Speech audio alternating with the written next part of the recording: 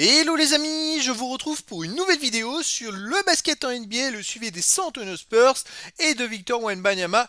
Et malheureusement, cette nuit, les Spurs ont perdu dans le quatrième match chez les Timberwolves 114 à 109, ce qui fait que maintenant dans la série, il y a 2 victoires partout. Alors, ils ont toujours l'avantage du terrain, mais bon, cette défaite, elle fait mal, surtout que Wemby a été éjecté du match après le début du deuxième quart-temps. Et c'est assez surprenant. Et c'est-à-dire qu'il a été éjecté pour un coup de coude. Et comment dire, normalement, il devrait pouvoir rejouer les prochains matchs. Mais voilà, c'est très frustrant, très perturbant. Alors, il y a eu beaucoup de commentaires sur les réseaux sociaux. Son coach qui l'a défendu en disant qu'il subissait un traitement qui était vraiment injuste puisqu'il est souvent très pénalisé, eu égard à sa taille et son talent. Et sur le terrain, il y a beaucoup de fautes qui ne sont pas sifflées. Les adversaires jouent très dur contre lui. Et là, cette fois, il avait un adversaire qui était au duel.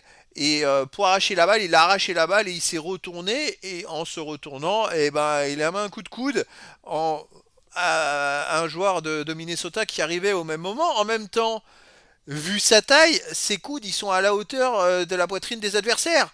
Donc c'est difficile pour lui de pouvoir se situer quand quelqu'un vient batailler pour un ballon. Et surtout que le joueur il arrivait dans son dos. Il l'a senti au dernier moment, mais avec je dirais la puissance de l'arracher, en fait tout est parti quoi, tout simplement. Donc c'est très frustrant. Eu égard aussi aux fautes nombreuses qu'il subit dans tous les matchs. Alors je sais qu'il y a des photos qui circulent sur internet, on peut le voir se faire carrément attraper les bras par Rudy Gobert, ceinturé, et sur des actions qui ne sont même pas sifflées faute. Donc c'est pour ça que c'est très perturbant. Donc en tout cas, bon, comme d'habitude, je vais faire le débrief de ce match-là. Malheureusement, les Spurs ont mené quasiment toute la rencontre, et c'est encore plus frustrant. Wemby donc il finit avec 4 points, 4 rebonds, une passe. On va voir les stats des équipes et des joueurs. On va voir les stats de Wemby en détail sur ce match. Il n'a pas joué beaucoup forcément.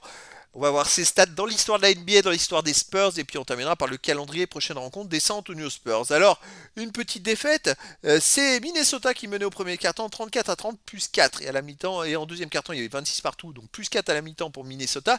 Mais au troisième quart-temps, les Spurs sont passés devant, ils ont gagné 28-20, plus 8, ce qui faisait plus 4 pour les Spurs. Dernier quart-temps gagné par Minnesota, 34 à 26, à 25. Je crois qu'à 8 minutes de la fin, les Spurs menaient de 8 points. Et en 3 minutes, les Minnesota est revenu et est passé devant, tout simplement. Alors au niveau des stats d'équipe, 47% pour les Spurs à 44% pour Minnesota, 23% à 3 points seulement pour les Spurs à 37% à 3 points pour Minnesota, 90% lancé franc pour Minnesota, 77% pour les Spurs. Quand on voit l'adresse, plus d'adresse générale pour les Spurs parce qu'ils ont été très très bons à 2 points, mais à 3 points ça a été une catastrophe. Alors Darren Fox, il a dû prendre le jeu à son compte, mais il fait 8 sur 23 au tir. Et donc voilà, ça n'a pas été top. On a un Dylan Harper fantastique en sortie de banc à 8 sur 11 de tir. Keldon Johnson fait que 2 sur 4 tirs. Il tire pas beaucoup, Keldon Johnson, c'est bien dommage. Il est loin de ses standings de saison régulière. C'est ouais, un match frustrant. Les autres stats, il y a eu 49 rebonds à 41 pour Minnesota, 15 à 13 au rebond offensif, 20 passes à 17 pour Minnesota, mais 13 interceptions à 5 pour les Spurs et 3 contre 1 pour les Spurs, 14 ballons perdus à 17 pour les Spurs. Il n'y a que les Spurs, ils ont dominé aux 2 points et aux interceptions. Sinon, dans les autres compartiments du jeu, ça a été très compliqué. Les stats des joueurs, Darren Fox fait quand même 24 points, mais il fait 8 sur 23 au tir. 20 points pour Stephen Castle, 8 sur 17 au tir. 14 points pour Devin Vassell, 6 sur 10 au tir. Julian Champagny, 8 points, mais il fait 0 sur 5 à 3 points. Et voilà, quand Darren Fox fait 1 sur 7, on a déjà un 1 sur 12 avec 2 joueurs phares à 3 points. Et quand on voit qu'ils perdent que de 5 points, c'est très très très frustrant. Ils auraient été, ne serait à 3 points, Darren Fox et Julian Champagny, ils auraient été ne serait-ce que mauvais, parce que là ils ont été très mauvais. En étant mauvais, ils gagnaient le match, tout simplement. Et c'est vrai que les autres joueurs, sentiment, Dylan Harper fait vraiment un gros match avec 24 points, 8 sur 11 au tir. Il met 24 points à 11 tirs seulement. C'est quand même énorme. Sinon, dans les stats de jeu, par 9 rebonds pour Cornet et 7 pour Dylan Harper, il n'y a pas eu grand-chose. C'est vraiment très frustrant. Alors, les stats côté Timberwolves, on a 36 points pour Anthony Edwards, qui fait 13 sur 22 au tir. Et c'est ça qui est fou. C'est qu'il gagne de justesse avec un Anthony Edwards qui met 36 points et qui est exceptionnel. C'est quand même dingue. Sinon 14 points pour McDaniels, 12 points pour Randle, 10 points pour Dosulmu. Rudy Gobert, il fait 11 points, 13 rebonds, 4 passes, 1 contre, 15 points pour Nasrid. Avec 9 rebonds, 4 passes, il était très présent. Ouais, je sais pas quoi dire, mais bon, bah voilà, ça fait 2-2. Et en plus, c'est un match pour rien, puisque pour Wemby, c'est très peu de statistiques. Alors, les stats de Wemby sur ce match-là, il a joué 12 minutes, 2 sur 5 au tir, 0 sur 1 à 3 points, pas de lancer franc. 4 points, 1 rebond offensif, 3 de défensif, 4 rebonds au total, une passe décisive, pas d'interception, pas de compte, de ballon perdu, 3 fautes, et moins 1 quand il est sur le terrain. 3 fautes en 12 minutes, les amis, ça fait quand même beaucoup, hein. C'est-à-dire qu'il aurait de toute façon été pénalisé par les fautes, mais je trouve qu'il est un peu trop ciblé. C'est allez voir hein, les vidéos du match, allez voir les chocs qu'il a eu dans les autres matchs. Il y a plein de fois où il part au dunk, où il se fait défoncer et on ne siffle rien sur lui. C'est pas parce qu'il est plus grand, plus rapide, qu'il est potentiellement meilleur que les autres, qu'il faut ne rien siffler non plus. Il faut le protéger. Il n'est pas protégé. Et d'ailleurs, il y a eu pour consigne qu'il puisse montrer plus d'agressivité. Alors forcément, sur un arraché de balle, avec sa puissance, à un moment, ses bras ils lâchent et puis il y a un joueur qui arrive derrière. Ça peut arriver à tout le monde. C'est c'est vraiment vraiment vraiment frustrant. Bon, allez, on continue les statistiques. Il y a les stats dans l'histoire de la NBA. Alors, il a quand même quelques stats, hein.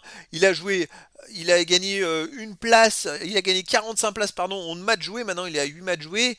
Il a gagné des petites places à droite à gauche, hein, malgré le fait qu'il n'ait joué que 12 minutes. Par exemple, maintenant, en passe décisive, il est 231e, il a gagné 18 places, mais surtout maintenant les rebonds défensifs à 22 ans, il est 95e, il a gagné 3 places, total rebond, il est 109e, il a gagné 7 places. Les rebonds offensifs, il en a gagné 16 des places, sinon il gagne des petites places à droite à gauche. C'est très bien, mais c'est pas suffisant, et bon, on va espérer qu'il se rattrape les Spurs et qu'il remporte les 2 prochains matchs pour aller plus loin en playoff et affronter les Hawks, parce qu'en demi-finale, ça sera autre chose, mais voilà. Il y a, il y a un match sans, on va dire. Dans l'histoire des Spurs, alors là, il gagne encore moins de places. Les points, il a gagné une place, il est huitième. Il a perdu des places, par contre. Non, il a perdu une place, pardon, au point. Il est maintenant huitième, il était septième avant parce qu'il est en confrontation directe avec d'autres joueurs du même âge, hein, bien sûr. Et sinon, pour les matchs joués, il a gagné une place. Pour les minutes, il a gagné une place. Et il a gagné aussi 2 places pour les fautes. Et perdu une place aussi dans les interceptions. Ouais, très frustrant. Et puis voilà, il n'y a pas beaucoup d'évolution, disons, dans les autres statistiques. Allez, calendrier, les amis. On va essayer de se redonner le moral. Ils ont toujours l'avantage du terrain, les Spurs. Donc quand ils sont chez eux, il faut mettre du rythme. Il faut jouer vite.